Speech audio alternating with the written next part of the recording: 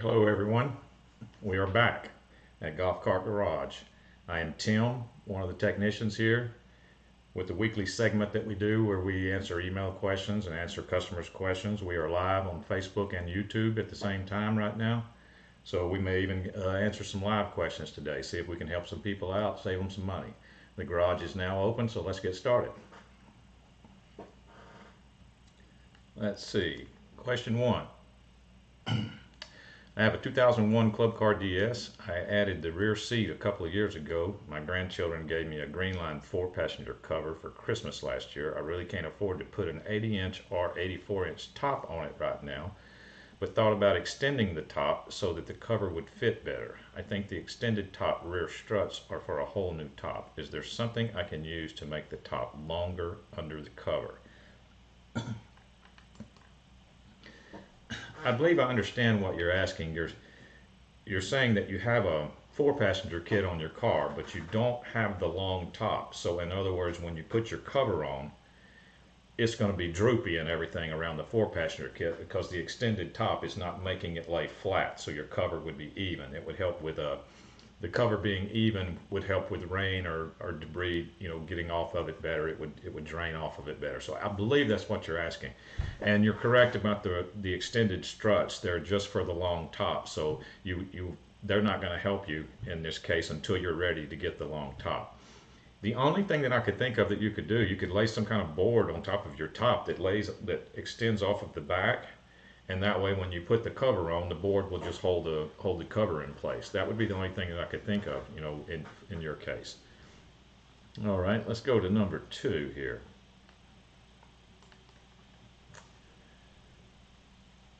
I have a 2004 Club Car DS 48 volt. The cart does not go every time I press the accelerator. After a few attempts, it will react correctly. This is an intermittent problem. I just replaced the solenoid, but seem to have the same problem.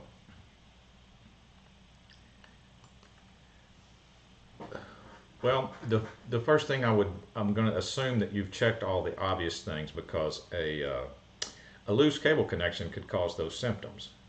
A loose cable connection gets looser over time, and it gets hot, and the intermittent problem would get worse and worse and worse, and eventually the loose cable connection on one of your batteries could actually melt the lead on the battery.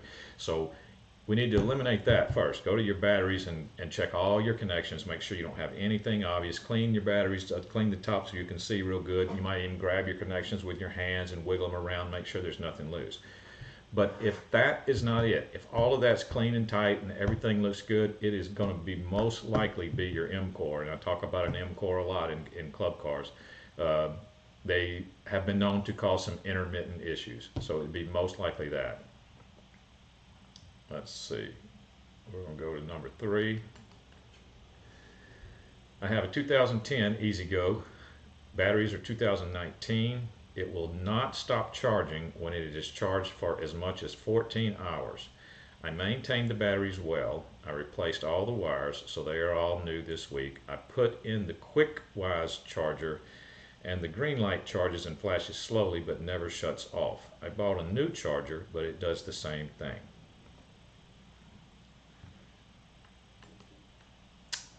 Okay, well, first of all, since you bought a new charger and it does the same thing, we've eliminated your charger as being the problem. So obviously there's a problem with your batteries.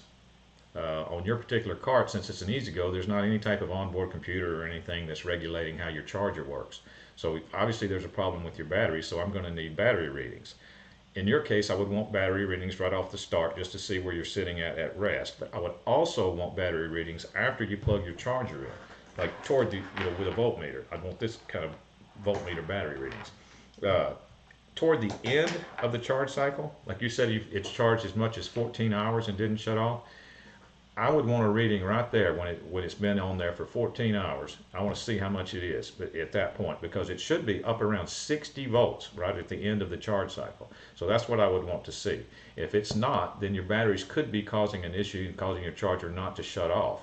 But a dead battery pack, I can tell you this, can take as long as 14 to 16 hours to charge. So I just would like some battery readings off of your batteries before we went any further with that. Okay, number 4. We have an EZGO TXT PDS 2008 36 volt. Our favorite campground is a little hilly. Her stock motor struggles some with the hills. What would you recommend as a good upgrade for more torque to better navigate hilly terrain? All right, it's probably not the stock motor that's giving the problems with the hilly terrain. It's probably the stock controller. So the first thing that I would do is I would replace the controller. I would leave the motor alone. Just replace the controller with an aftermarket controller, an All-Tracks controller, a 𝗵𝗿𝗏𝗏 controller.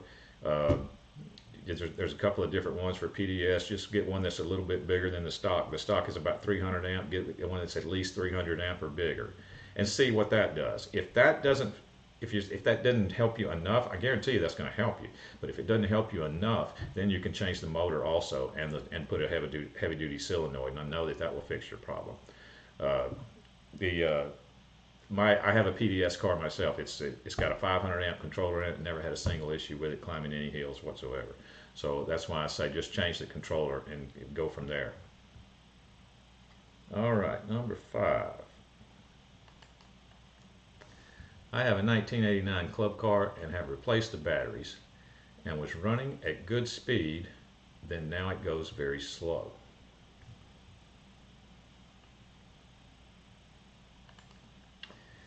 Well, obviously I'm going to want battery readings like I always say, but if it was running fine, in an 89 you probably have what is called your electrical system. In an 89 is probably what is called V-glide-2 resistors. You've got a big set of coil resistors back behind the batteries. So if your car was running perfectly fine and then all of a sudden it goes very slow now, I would suspect either one of your batteries is bad or maybe one of your resistors is broke in that coil of resistors. So that's where I would be looking. Number 6. This is from Tony. I have a 2009 EZGO Gas RX-V. Since I've owned it in 2010, it has times when it hesitates 3 to 5 seconds before it starts. 9 out of 10 times it starts fine, but others it acts dead. I leave the accelerator down and it always starts, but the hesitation is a pain. The ground to throttle body has been removed and cleaned. New belt on starter and adjusted. Any other ideas would cause this? I actually remember speaking with Tony on the phone this past week. He had pretty much checked and done everything that I would have done to this car to figure out where this intermittent problem was coming from, except for one thing. We came to the conclusion that it's very possible that he has a intermittent solenoid issue. So he was going to try the solenoid and get back with me. I hope he does, Tony. I hope you get back with me and let me know if that fixed the problem. I would be interested in it. So we're going to try the solenoid on that and see and we'll go from there. See if that worked. Hope it does. Number 7. I have a golf cart with 4 batteries and one of the connectors is broken because of what appears to be battery discharge. How do I clean and reconnect? Well, I'm assuming you mean one of the cables is broken because it got so much corrosion on it and it corroded away and broke off. Well, as far as that cable goes, you just need to replace that cable because it might not be enough wire left for you to put a new end on it. Sometimes you can put a new cable end on a cable, but if you can, it would probably be better just to replace it because corrosion can get inside the insulation, and that cable would probably end up heating up. Now, as far as cleaning your batteries, they make battery cleaner in a can. You spray on there and you just rinse it off. But to neutralize battery acid on your batteries, you can also use the old-timey method, which is baking soda and water. That works good to neutralize battery acid. So you can put baking soda and water on top of your batteries and rinse everything off. And be careful where you squirt water. Squirting your batteries is fine, but I just wouldn't spray it everywhere. I wouldn't spray water on your motor or all the electronic components. Just try to keep the water on top of your batteries and just drain out of the bottom with the baking soda, and that's the easiest and cheapest way to clean them. Okay, let's see. Number 8. I have a club car. I removed one bad battery and I am driving around with 5 batteries until the new one arrives. Is that okay? No, that's not okay. It's you're driving around on low voltage. All right, low voltage can cause lots of issues in a golf cart. It can cause lots of issues in a lot of different types of electrical systems, including golf cart electrical systems. First of all, you could burn up some of your components if you continue to drive it that way. Second thing is, it's never going to charge right like that because your charger is not set for that voltage. Your charger is set for a completely different voltage. So I would not recommend driving the cart around until you get your new battery situation figured out. Number 9. The windshield on my club car has developed a horizontal crack in it. Is there something I can do to stop it, to slow it from spreading?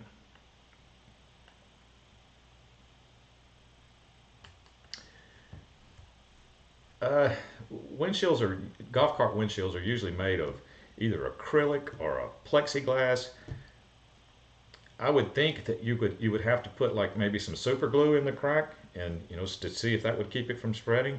Now, if it's if you have like a street legal car that has a glass windshield, you could get one of those windshield repair places maybe to do something with it. But if it's acrylic, plastic, or plexiglass, you're just gonna have to put some kind of glue, to see if that would work. I don't know if that would work or not. I've never tried that, but that's what I would do. Okay, number 10. How do I tell if controller on a Yamaha G29 is bad, or can it be the solenoid?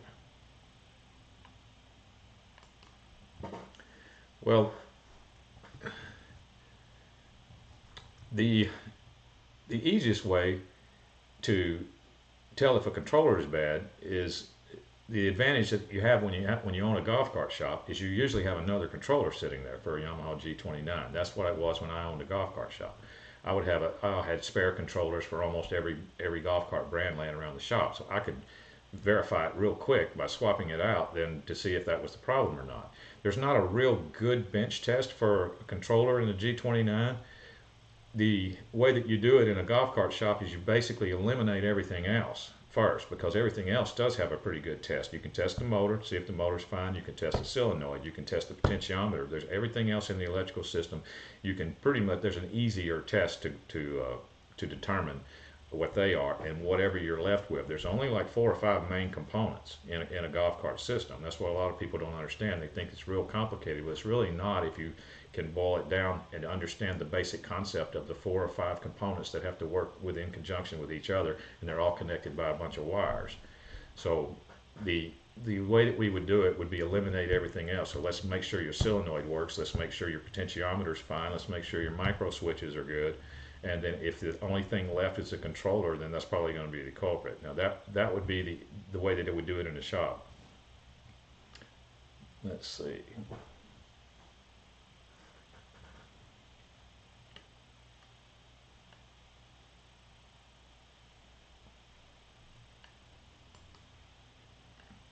How do you replace the spark plug wires on a 2003 TXT gas? That's question 11. Well, the way that you do that is you just replace the ignition coil. The ignition coil for a 2003 TXT gas comes with both spark plug wires on them with spark plug boots. You just replace the whole coil and it's done. That's basically it. And number 12. 2005 Club Car Precedent. I have new batteries. My cart is still very sluggish uphill or steep inclines. Any remedies?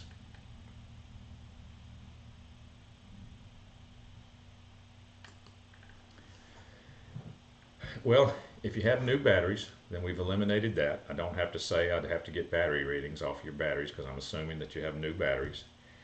If your car is still slow or sluggish, I don't know if I've gone into this before in detail or not. What an M core does is it actually tells your controller what to do. Your controller tells your motor what to do. All right. So if the M core is not telling the controller what to do correctly, it's not going to tell the motor what to do correctly. The M core is what's responsible for your acceleration curve from 0 to wide open. So if your car is sluggish on hills, it could be the M core, and it could be because your M core is not giving the controller the wide open signal, wide open throttle signal when you're at wide open throttle. You know, you push to wide open throttle, it's supposed to give your controller a signal that tells you to tell the motor to go wide open. All right, so if it's not doing that, you know, it could be telling the motor to go 3/4 wide open or 3/4 speed. So the good news is that if you are close to a club car dealer, they have a computer they can plug into your car, and they can tell you in 5 minutes if your M core is going wide open. Now, there's a complicated test where you can do this yourself. If you wanted to set up a gearhead on demand session with me, a phone call with me, you're welcome to go to golfcartgarage.com and click on the gearhead on demand symbol on the home page, and available time slots will show up where I can call you and we can talk about it. Or you could set up a video session where I send you a link to your smartphone and I can see what you're talking about on your car, and I can walk you through the test for the M core, for your precedent, to make sure that it's going wide open.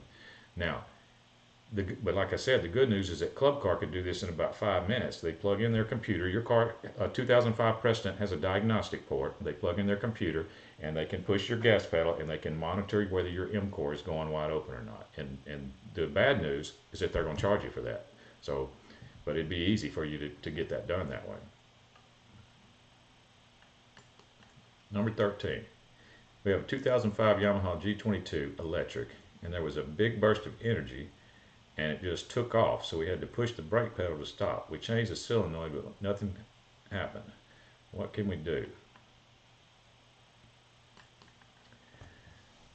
Well, the first thing you need to do is make sure the pedal's not stuck. Like you know, the car should never take off until the pedal is pushed, and then pushed the pedal activation switch. There's a pedal stop switch that is activated when you push the pedal. You need to make sure that it's not activated. I have seen a stick get caught underneath golf cart before and hang up in the gas pedal and cause the pedal to be pushed down a little bit, just enough to where the car is trying to take off. And if you don't shut everything off real quick, you could burn something up, or you could have an accident. So I would be looking for something obvious like that first. You know, leave the key off and disconnect batteries if you have to, and look up under the car, make sure you don't have a stick jammed in the accelerator linkage. Let's see here, number 14. My 2015 Club Car starts out normal, then slows to about half speed. Speed sensor ? 2015. That is a classic symptom for a speed sensor issue in a club car. I have seen it many times at the golf course. The symptoms are like this. If you get on the car, you turn key on, put it in forward, you take off normal, car takes off just like it's supposed to, climbs up to wide open, within 10 yards, boom, drops down to about half speed. Even though your foot is still on the floor, it drops down to about half speed and continues to go at a very slow pace. That's classic speed sensor. So that's what it sounded like you described to me.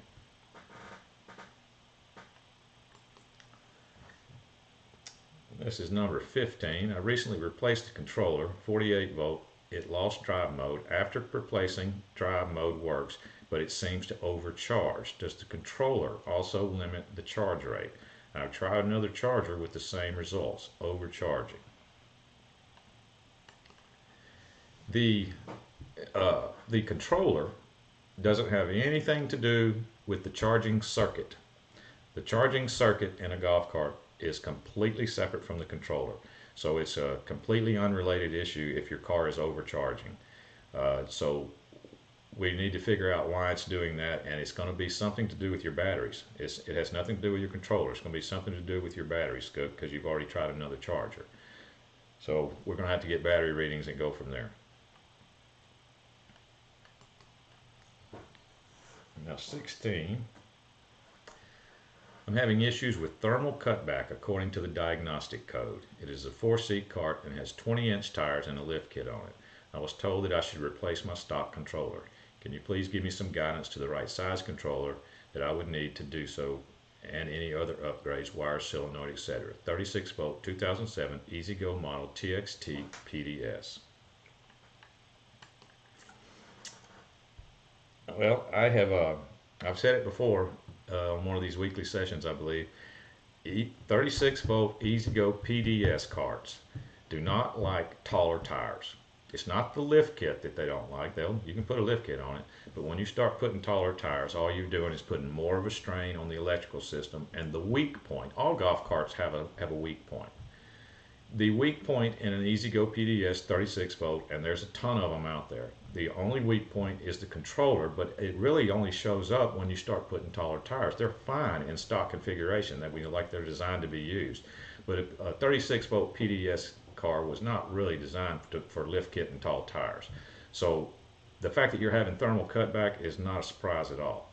I've seen it all the time, and you can fix that just by replacing your controller alone. You could leave your stock motor alone. You could just replace your controller with a new Alltrax 500 amp, something like that. That's what I have in mind. I have a lifted PDS with a 500 amp Alltrax and never had a single issue.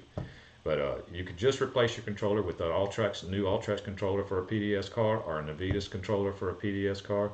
We sell both of those here at Golf Cart Garage, and that would solve your thermal cutback issue, just that alone. Now, if you wanted even more performance, then that's going to give you, that's not actually going to give you performance, that's just going to give you, that's going to fix your thermal cutback issue. If you wanted more performance, then we could replace your motor and go with a heavy duty solenoid and put some heavier gauge wires on your car too, if you wanted to go further. And it would be a really nice car then.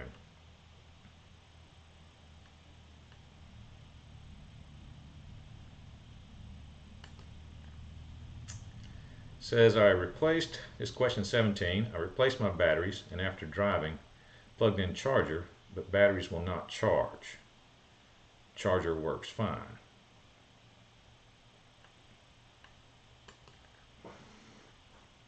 Well, my question would be, how do you know that the charger works fine? Did you try your charger on another cart? If it's not charging and you replace the batteries, you need to check your charging receptacle and follow the wires that come out of your charging receptacle. You know, your charging receptacle is on the outside of the car, and then you've got wires on the other side under the seat that go to the inside of your car. Well, you got to go check those wires and make sure that they're still hooked up to the correct place. Because that would be the only thing I could think of right there, because it shouldn't have affected your charging unless you forgot to hook up a wire. How does the gauge on the charger work? This is from Don, number 18. When the batteries are fully charged, what will the gauge show and what will it show? I think that's what I meant there. Okay, when you say gauge, I'm assuming you're talking about a charger with a needle on it. Well, normal operation would be like this. You plug it into the golf cart. There's a slight delay while the charger, senses what's going on. Boom, needle jumps all the way over to the right, or almost all the way over to the right, like 20 amps or something like that. And then it slowly drops over the next several hours. The needle continues to slowly drop.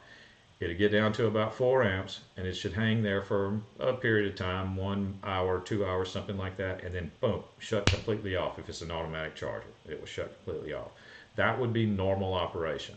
Now, if you don't have a charger that has automatic shut off, you might, if you have one of those old chargers that has a timer, then it works like this. It'll drop down just like I said, and then it'll get to around 4 amps, and then it's up to you to decide when to undo it, because when you're getting to around 4 amps, you're very close to being fully charged.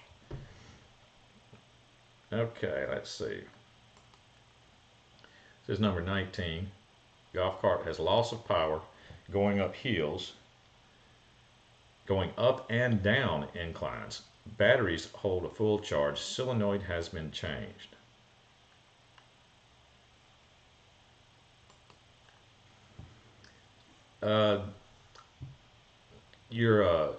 what do you mean by your golf cart loses power going up and down hills? Like on the downhill side, I don't see how you could tell if you're losing power unless you're feeling the regenerative braking. Like a regenerative braking cart, when you go uphill, you know, you're going to slow down a little bit in any golf cart when you start to go uphill. And then when you get to the top, if it's a regenerative braking car and you start going down the decline side, the regenerative braking will kick in and it won't let you freewheel into eternity. It will actually start electrically braking as you go down the hill.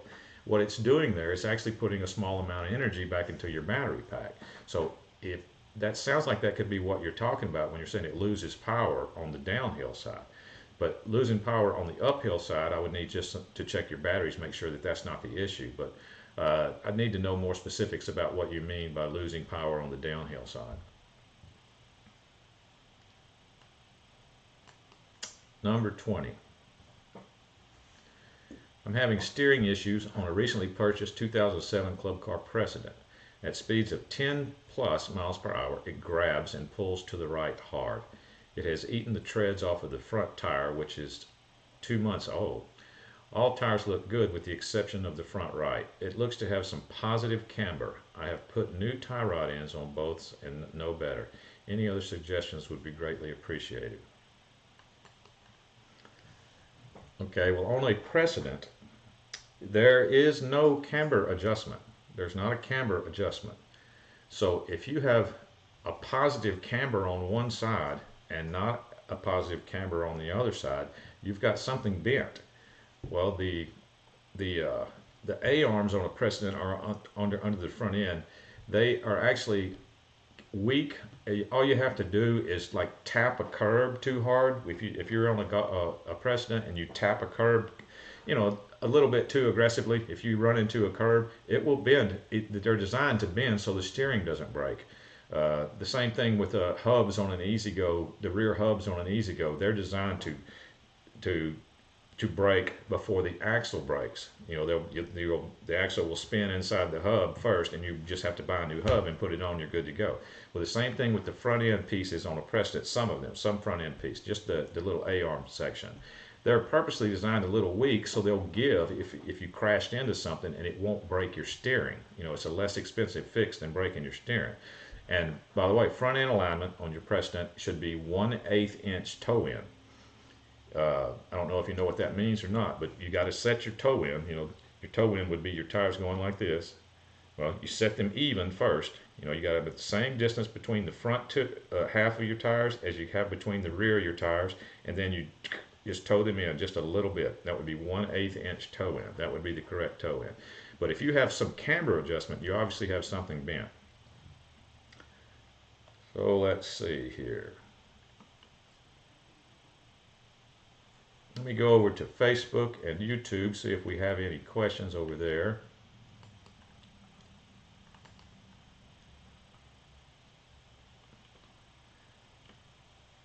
Here's a question on Facebook from Joe Brown. If I'm going on 48 volt on stock 36 volt motor, will I need a new harness? EZGO TXT series. That's a good question, Joe. I used to be into that pretty heavily. You will have no problem hitting a 36 volt motor on a TXT series with 48 volts. So have at it, and the performance gains will be noticeable. I've hit 36 volt series EZGO motors with up to 72 with no problems at all for short periods of time. 48 volts you could go for a long period of time, but you could even hit it with 72 without blowing it up. Now your controller is the thing you're going to have to change. I'm assuming you know you're going to have to change your controller and your solenoid, but the stock motor will be fine. And this next question looks like it's from Tracy Runyon. Can you install a USB port in a 2016 gas Yamaha? Sure you can. Sure you can. You just need to make sure that that the USB port is designed to hook to a 12 volt battery. You know, as long as it's hooked to, you hook it to a 12 volt battery and it only outputs whatever the USB outputs is. I mean, I'm assuming that these accessory USB ports have some kind of voltage reducer they have some type of voltage reducer that reduces the 12 volts down to the whatever the USB voltage is, which I think is like 5 volts or something like that. It's not very much. So anyway, yeah, you could do that, no problem. Let's see. Joe says he's upgraded the stock controller to accept 48 volts. That's cool. 450 amp. Yep, that'll work. That'll work. Just remember, you got to switch your solenoid. You got to switch to a 48 volt solenoid because your 36 volt solenoid activates on full battery pack voltage, which was 36 volts. And then when you put 48 volts worth of batteries in there, 48 volts worth of batteries, you're going to have to get a 48 volt solenoid. But you can wire it the same exact way because it's going to activate on 48 volts. Let's see, let me look over here at YouTube, see if we got anything.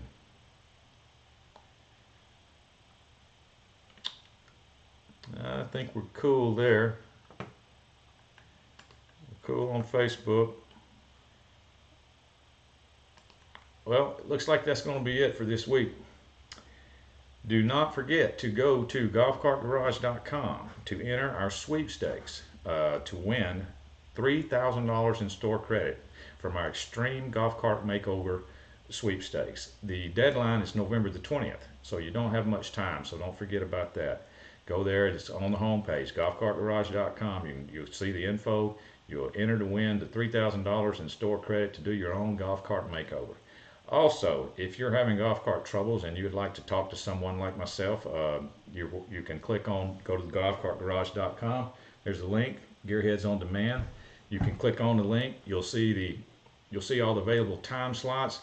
You can set up a phone call where I will call you on the phone, or you can set up a video session with me if you would like. If you think it's something that I need to see in order to be able to help you, you can set up a video session. That's not a phone call, but what I'll do is I will end up sending you a text message to your phone or your smart device, ever how you receive text messages, and there will be a link there. All you have to do is click on it, and then I'm going to be there on video, and I'll take control of your camera.